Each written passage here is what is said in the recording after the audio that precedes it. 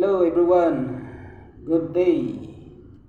Ako lang i-share ang history ng coins ng New Zealand at ito yung kanyang example ng second portrait ng Queen Elizabeth II 1979, 1 cent.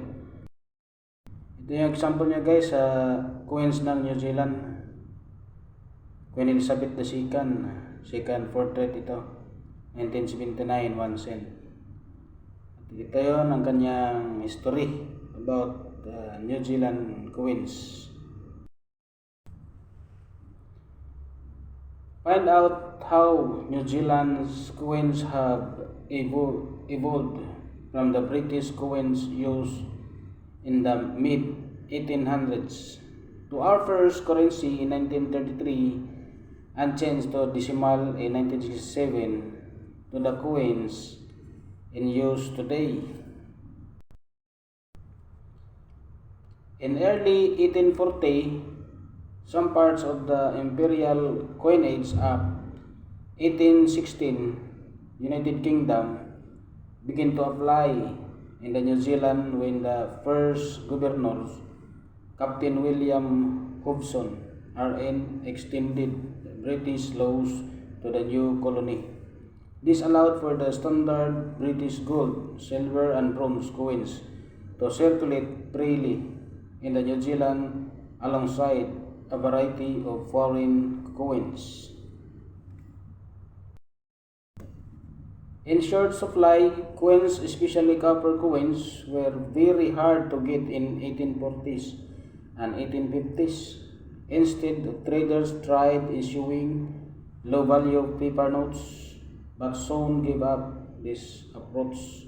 Eventually, in 1857, a group of Auckland and Dunedin businesses decided to issue their own penny and half penny copper tokens.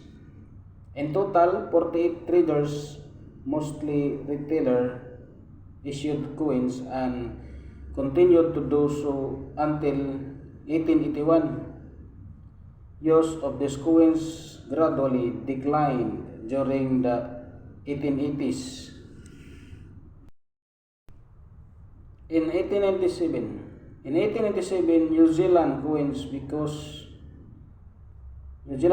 become subject to some parts of the imperial coinage Act 1870, United Kingdom. This meant only British coin was the official legal tender in the colony.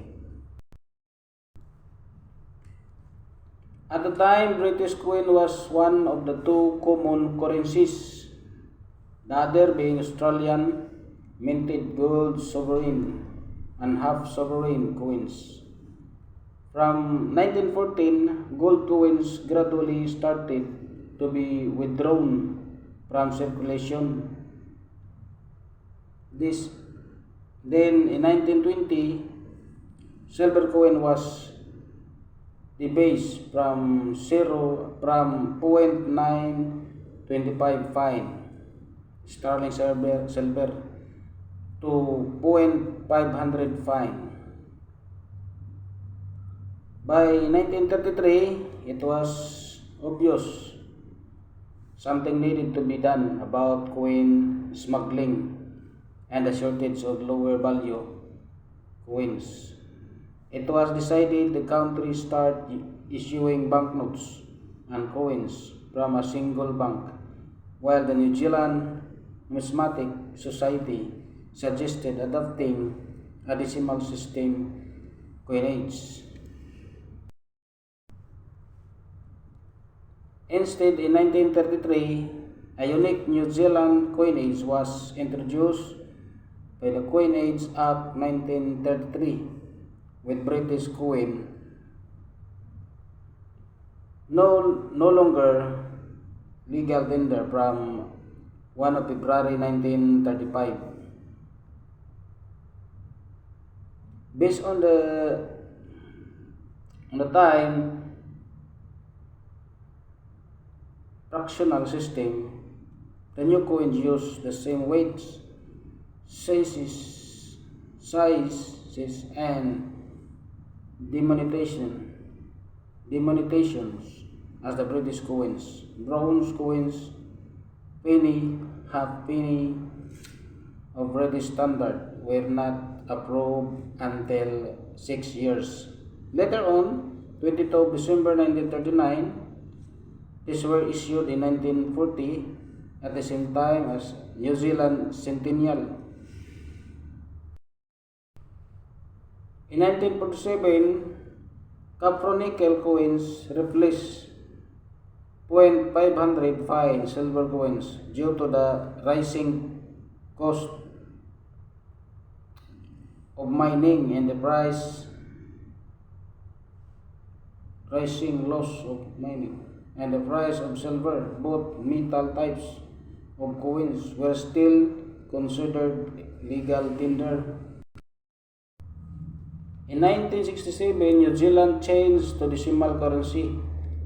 A great deal of work was needed to make the change from imperial currency, including a large publicity campaign. The series of TV ads were used to introduce the concept to New Zealand viewers. In 1964, the Decimal Currency Act 1964 set out the designs, diameter, and standard weights of the decimal coins, which first appeared in circulation on 10 July 1967. The coin introduced were the 1 cent, 2 cent, 5 cent, 10 cent, 20 cent, and 50 cent coins. The coins were all designed by Reginald George James Berry, known as James of Wellington. His initials, GB, appear on the reverse of all of these earlier bronze and Capronical coins.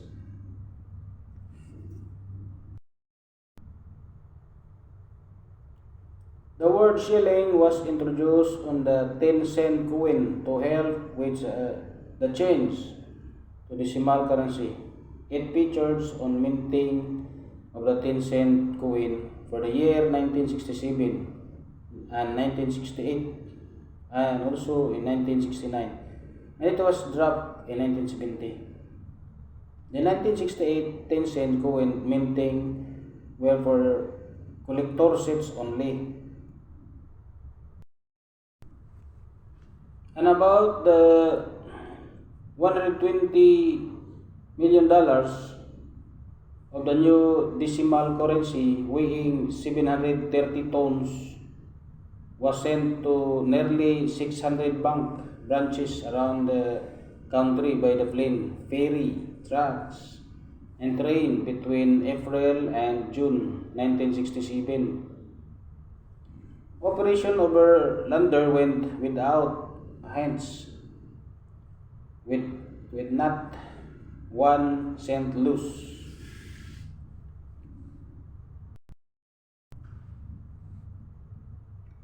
On 31 of March 1989, the issue of 1 and 2 cent coins stopped and both were demonetized on 30 of April 1990.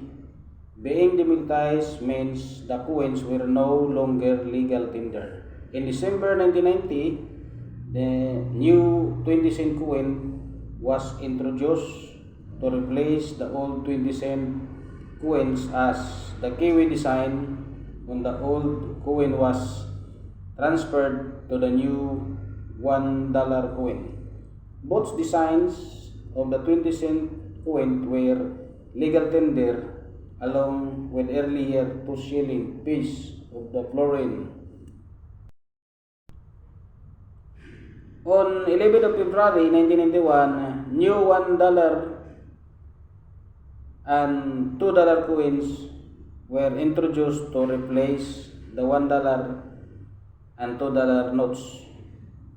The two coins and the new 20-cent coin were all designed by Robert Maurice Conley, MBE, of Wellington.